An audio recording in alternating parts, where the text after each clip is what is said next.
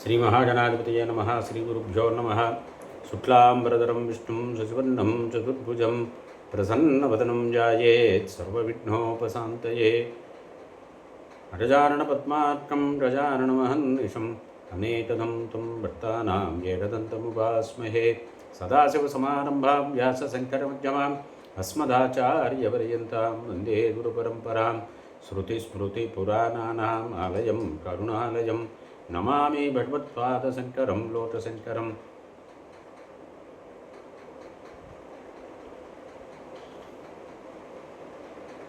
ఆపదామపహర్తారం దాతారం సర్వసంపదాం లోకాభిరామం శ్రీరామం భూయో భూయో నమామ్యహం. మనోజవం మారుతతుల్యవేగం జితేంద్రియం బుద్ధిమతాం వరిష్టం వాతాత్మజం వానరయోధముఖ్యం శ్రీరామదూతం శిరసా నమామి. విశ్వేశం మాధవండుండిం దండపానించ భైరవం వందే కాశీగుహాం దండాం భవానీం మణిచండికాం తిష్టదంఠమహాకాయ కల్పాంతధానోపమ. భైరవాయ నమస్తుభ్యం అనుజ్ఞాం దాతుమర్హసి.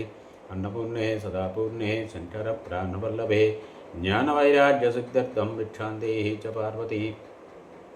నారాయణం నమస్కృత్య నరం చైవ నరోత్తమం దేవీం సరస్వతీం వ్యాసం తతో జయముదీరయేత్.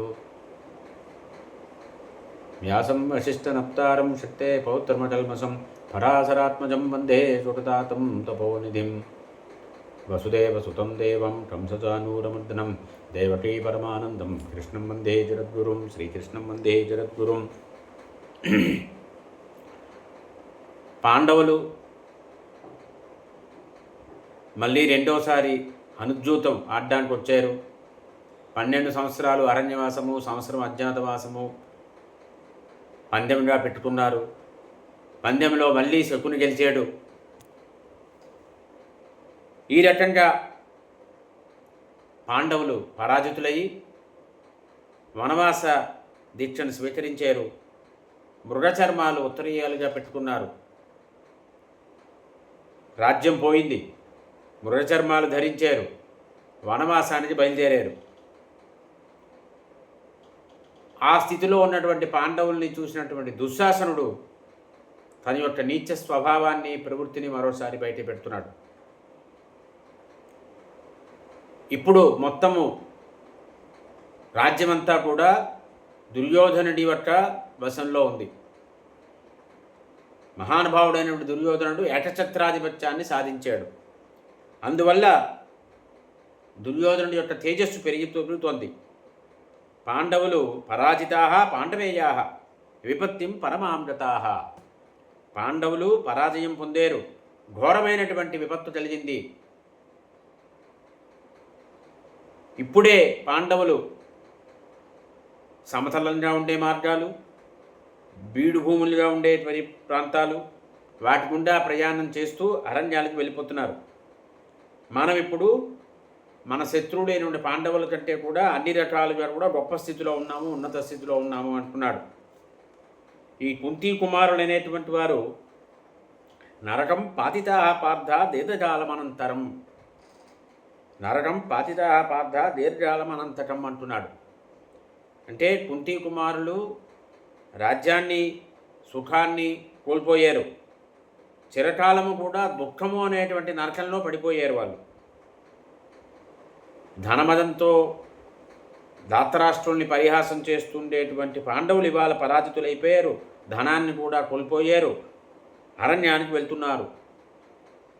శకునితో ఏదైతే ఒప్పందం ధర్మరాజు చేస్తున్నాడో ఆ ఒప్పంద అనుసారంగా మృగచర్మాలు ధరించి విచిత్రమైనటువంటి కవచాలని, ప్రకాశవంతమైనటువంటి దివ్య వస్త్రాలని అన్నిటి కూడా విడిచిపెట్టారు అని, మాలాంటి మగవారి భూమి మీద లేరు అని ఒక రకమైనటువంటి భావనతో ఎప్పుడు ఉండేటువంటి పాండవులు ఇవాళ కాల వైపరీత్యం వల్ల ఎలా ఉన్నారంటే మొలకెత్తినటువంటి నువ్వుల్లా ఉన్నారు అన్నాడు.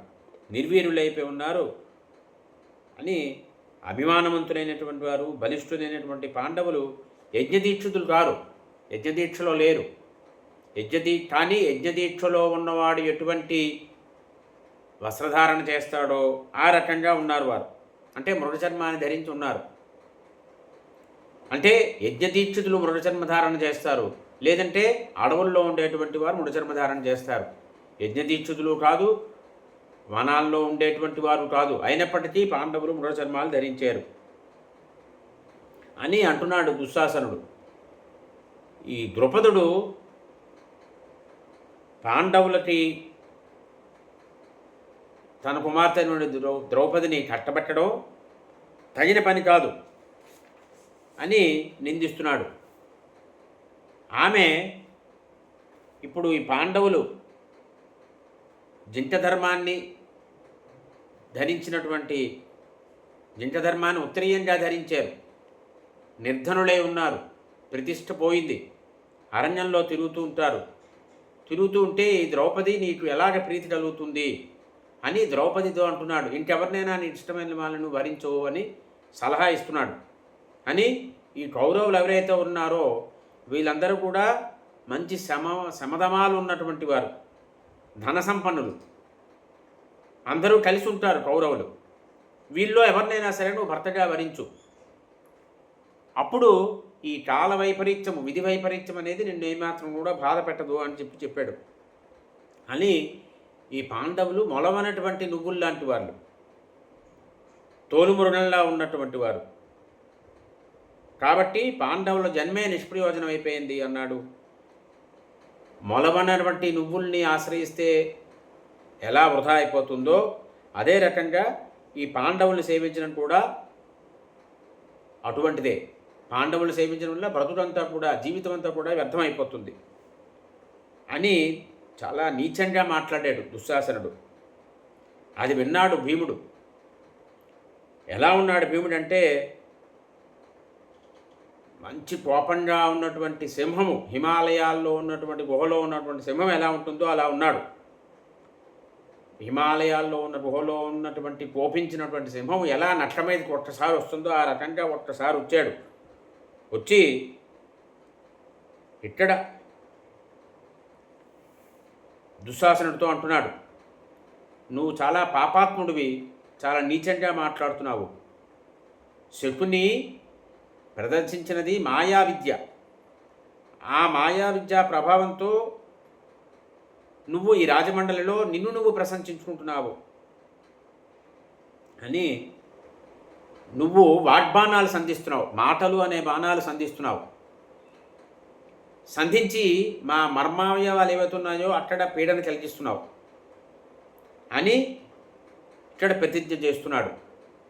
నీ మర్మస్థానాలని యుద్ధరంగంలో బద్దలు కొడతాను నేను, అప్పుడు ఈ మాటలు నీకు గుర్తు చేస్తాను అన్నాడు. అంతేకాదు, క్రోధం వల్ల కానీ లోభం వల్ల కానీ ఎవరైతే నీకు రక్షకులుగా నీ వెనకాల నిలబడ్డారో, నీ వెనకాల నడుస్తున్నారో వాళ్ళందరినీ కూడా యమపురికి పంపిస్తాను నేను అన్నాడు. మృగచర్మం ధరించినటువంటి భీముడు ఈ రకంగా మాట్లాడుతుంటే దుశ్శాసనుడు చాలా నీచంగా అంటున్నాడు. సభా మధ్యలో నిలబడి, మధ్యే కురుణాం ధర్మ నిబద్ధ మార్గం గౌరితి స్మాహవయన్ను ముత్తలజ్జాహ, సిగ్గు విడిచిపెట్టాడు. సిగ్గు లజ్జ విడిచిపెట్టి దుశ్శాసనుడు ఎద్దు ఎద్దు అని పరిహాసం చేస్తున్నాడు భీముణ్ణి. అప్పుడు అని ఎద్దు ఎద్దు అని అరుస్తూ పరిహాసం చేస్తూ నృత్యం చేస్తున్నాడు దుశ్శాసనుడు. దీనికి సమాధానము భీముడు ద్రోణ పర్వంలో చెప్తాడు. వెంటనే ధర్మరాజు వచ్చాడు, వచ్చి భీముణ్ణి నియంత్రించాడు. అప్పుడు భీమసేనుడు అంటున్నాడు, దుశ్శాసన, మోసంతో ధనాన్ని సంపాదించారు, మిమ్మల్ని మీరు ప్రశంసించుకుంటున్నారు. అటువంటి స్వభావం ఉంది కాబట్టే నీకు మాత్రమే ఇటువంటి క్రూరమైనటువంటి నీచమైనటువంటి వచనాలు పలకడం అనేది సాధ్యమవుతుందయ్యా అని ఇప్పుడు మరో ఘోరమైన ప్రతిజ్ఞ చేస్తున్నాడు. మైనస్మ సుహృతాం లోకాను గచ్చేత్ పార్థో వృకోదర యది వక్షోహితే బిత్వా నభవేచోనితామ్రనే. ఈ వృకోదరుడు యుద్ధంలో నీ గుండెలు చీలుస్తాడు, నీ గుండెలు చీల్చి ఆ నెత్తురిని తాటుతాడు. ఒకవేళ ఆ రకంగా తాటకపోతే పుణ్యలోకాలు పొందడు భీముడు అని ప్రతిజ్ఞ చేశాడు అని మరో మాట చెప్తున్నాను. త్వరలోనే సమస్తమైనటువంటి ధనుర్ధారులందరూ చూస్తూ ఉండగానే ఈ ధాతరాష్ట్రులందరినీ కూడా యుద్ధంలో నేను చంపుతాను, సంహరిస్తాను, అప్పుడు మాత్రమే శాంతి పొందుతాను అని సమం గతాస్మి నచిరాత్తు సత్యమేతద్బ్రవీమితే, సత్యం చెప్తున్నాను నేను అని భీముడు అన్నాడు. ఇక దుర్యోధనుడు పాండవులు వెళ్తుండడం చూశాడు. సింహంలా నడుస్తున్నాడు భీముడు. సింహంలా నడుస్తున్నటువంటి భీముడిని సరదాగా, వెటకారంగా, పరిహాసంగా భీముడు ఎలా నడుస్తున్నాడో దాన్ని అనుకరించి చూపించినాడు. అప్పుడు చూశాడు భీముడు, వెనక్కి తిరిగి చెప్తున్నాడు దుర్యోధనుడితోటి, దుశ్శాసనుడి యొక్క నెత్తురు తాడడంతో నా కర్తవ్యం ముడుస్తుంది అనుకుంటున్నావేమో, అలా ముగియదు సుమా. త్వరలోనే నిన్ను కూడా సభాంధవంగా బంధువులతో సహా యమపురికి పంపిస్తాను. నువ్విప్పుడు నన్ను హేళన చేస్తున్నావు కదా, ఆ యుద్ధభూమిలో నీకు ఈ విషయం గుర్తు చేస్తాను అన్నాడు. చాలా అవమానం చేస్తున్నారు కౌరవులు. బలిష్ఠుడు, అభిమానవంతుడు అయినటువంటి భీముడు కోపాన్ని నియంత్రించుకుంటూ ధర్మరాజు వెనకాల నడుస్తున్నాడు. అప్పుడు అన్నాడు, అహం దుర్యోధనం హంత కన్నం హంత ధనంజయ శకునిం చాక్షతి వం సహదేవో హనిష్యతి. నేను దుర్యోధనుని సంహరిస్తాను, అర్జునుడు కర్ణుడిని సంహరిస్తాడు, ఈ శకునున్నాడే జోదరి, మాయాజూదరి, ఈ శకునిని సహదేవుడు సంహరిస్తాడు అని చెప్తున్నాడు. ఇదంచ భూజో వక్ష్యామి సభామధ్యే బృహద్వచ సత్యం దేవా కరిష్యంతి ఎన్నో యుద్ధం భవిష్యతి. సభామధ్యంలో నేను మరొక పెద్ద మాట చెప్తున్నాను, దేవతలు కూడా నా మాటని బొమ్ము చెయ్యరు అని. కౌరవులకి పాండవులకి మధ్యన యుద్ధం జరుగుతుంది. అప్పుడు సుయోధనం ఇమం పాపం అంతాస్మి కదయాయుధి శిరపాదేన చాస్యాహం అధిష్టాస్యామి భూతలే. ఎప్పుడైతే కౌరవులకి పాండవులకి మధ్యన ఘోరమైనటువంటి యుద్ధం జరుగుతుందో ఆ యుద్ధంలో ఈ దుర్యోధనుని నా గదతో సంహరిస్తాను. రణభూమిలో భూమి మీద పడుంటాడు, యుద్ధరంగంలో భూమి మీద పడుంటాడు దుర్యోధనుడు. అటువంటి దుర్యోధనుడు పాపాత్ముడు, వాణ్ణి తలని నా కాలితో నేను తంతాను అన్నాడు అని. ఈ వాచాలుడు, దుర్మార్గుడు, క్రూరుడైన దుశ్శాసనుడు నెత్తుని మాత్రం నేను సింహంలాగా తాగుతాను అన్నాడు. అప్పుడు అర్జునుడు అన్నాడు, సజ్జనుడైనటువంటి వాళ్ళు చేయదలుచుకున్న దాన్ని మాటలతో చెప్పరయ్యా. నేటి నుంచి 14వ సంవత్సరంలో ఏది జరుగుతోంది అనేది, జరగబోతోంది అనేది జనులందరూ కూడా చూస్తారు, ఏది జరుగుతుంది అనేది అన్నాడు. అప్పుడు భీముడు అన్నాడు, ఈ నేల ఈ దుర్యోధన, కర్ణ, శకుని, దుశ్శాసనుడి యొక్క నెత్తురుని త్రాగుతుంది అన్నాడు. అది విన్నటువంటి అర్జునుడు చెప్తున్నాడు, అంటే పాండవుల యొక్క ప్రతిజ్ఞలు ఇవన్నీ కూడా. అర్జునుడు అంటున్నాడు, అసూయితారం ద్రష్టారం ప్రవక్తారం మిటద్ధనం భీమసేన నియోగాత్తే అంతాహం కర్ణమాహవే. మనలో తప్పుల్ని చూస్తూ, మన బాధల్ని చూస్తూ ఆనందిస్తూ, కౌరవులకి సలహాలు ఇస్తూ ప్రగల్భాలు పలుకుతున్నటువంటి కర్ణుడు ఉన్నాడే, నీ ఆజ్ఞతోటి, భీమసేనుడితో చెప్తున్నాడు, నీ ఆజ్ఞతోటి రణరంగంలో ఈ కర్ణుడిని సంహరిస్తాను అన్నాడు. ఎప్పుడైతే అర్జునుడిలాగా అని ప్రతిజ్ఞ చేస్తున్నాడు, అర్జున ప్రతిజానీతే భీమస్య ప్రీకామ్య కర్ణం కర్ణానుగాంచేవ రణే అంతాస్మి భద్రభిః.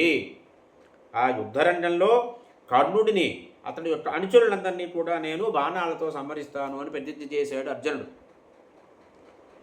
అంతేకాదు, మతి భ్రమించి ఎవరైనా సరే నాకు ఎదురుగా నిలబడి యుద్ధం చేస్తే వాళ్ళందరినీ కూడా నా బాణాలతో సంహరిస్తాను, యమలోకానికి పంపుతానన్నాడు అని. చలేద్ది హిమవాన్ స్థానాద్దు నిష్ప్రభాస్యా దివాకర శైత్యం సోమాతో ప్రణశ్యేత మత్సత్సం విచలేయది. హిమాలయం పూర్తిగా కరిగిపోవచ్చు, హిమాలయం కదిలిపోవచ్చు, సూర్యుడులో ఉన్నటువంటి తేజస్సు పోవచ్చు, చంద్రుల్లో ఉన్నటువంటి చల్లదనం పోవచ్చు, కానీ నా మాట మాత్రం తప్పదు, తప్పక ఇది జరిగి తీరుతుంది అన్నాడు. అని ఈ రోజు నుంచి 14వ సంవత్సరంలో దుర్యోధనుడు మనల్ని సత్కరించి రాజ్యం ఇస్తే సరి, ఆ రకంగా రాజ్యం ఇవ్వకపోతే నేను ఏదైతే చెప్తున్నానో అది జరిగి తీరుతుంది అన్నాడు అర్జునుడు. వెంటనే సహదేవుడు అందుకున్నాడు. చాలా కోపంతో ఉన్నాడు, కళ్ళు ఎర్ర చేశాడు, పాములా ఉన్నాడు బుసకొడుతూ. అప్పుడు అన్నాడు, ఈ గాంధారుల వంశీయుల కీర్తిని నాశనం చేశాడు శకుని.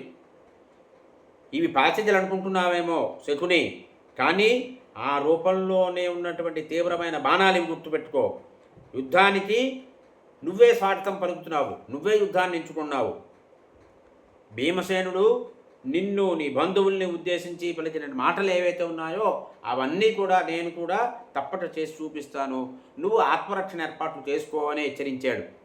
అని క్షాత్రధర్మాన్ని పాటించేటువంటి నువ్వు రణరంగంలో కనుక నిలబడితే నిన్ను నీ బంధువుల్ని అందరినీ కలిపి నేను సమ్మరిస్తాను అన్నాడు. వెంటనే చాలా అందగాడైన నకులుడు అంటున్నాడు, ఈ దుర్యోధనుడికి ఇష్టం కలిగించాలనేటువంటి ఉద్దేశంతో ప్రవర్తించేటువంటి ధాతరాష్ట్రులు ఎవరైతే ఉన్నారో ఈ జ్యోతి సభలో వారందరూ కూడా యాజ్ఞసేనటువంటి ద్రుపద పుత్రిక అయినటువంటి ద్రౌపదిని అవమానపరిచారు. అనరాని మాటలన్నీ కూడా అన్నారు ద్రౌపదిని.